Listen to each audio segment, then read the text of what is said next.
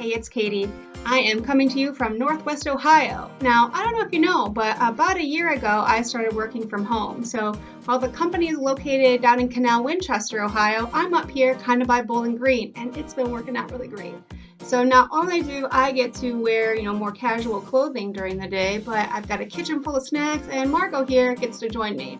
Now, most of the time she's not sitting on my lap, but sometimes she is.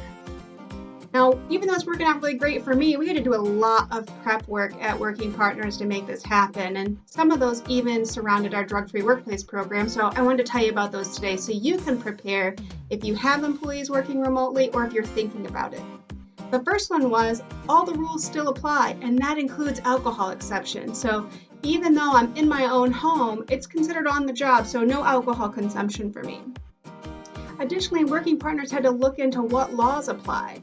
Now, for me, I'm only about 100 or so miles away, so we were in the same state. We didn't have to worry about different state laws. But if you happen to have remote workers looking at or already working in a different state, check with your attorney on those state laws and get your policy updated for those. You want to make sure all the laws for all the states are acknowledged in your documents.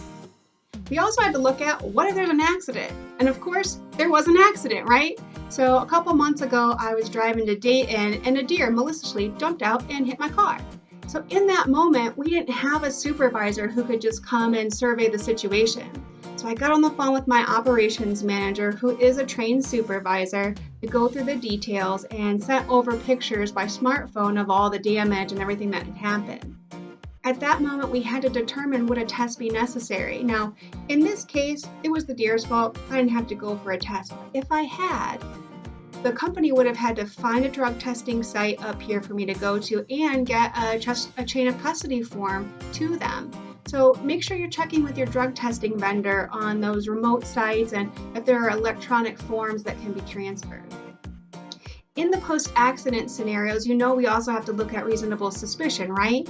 So had the company had reasonable suspicion when that trained supervisor was talking to me, that would have been documented. We also could have gotten a hold of law enforcement had there been an actual, an accident involving somebody else, that law enforcement was available and get their assessment of the situation.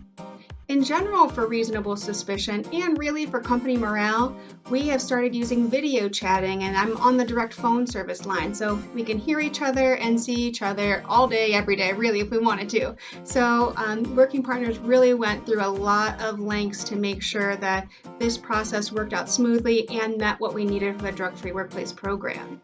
Now, if you have remote workers or you're thinking about doing it, make sure you walk through these steps, and you know what? Give us a call. We can walk through them with you as well.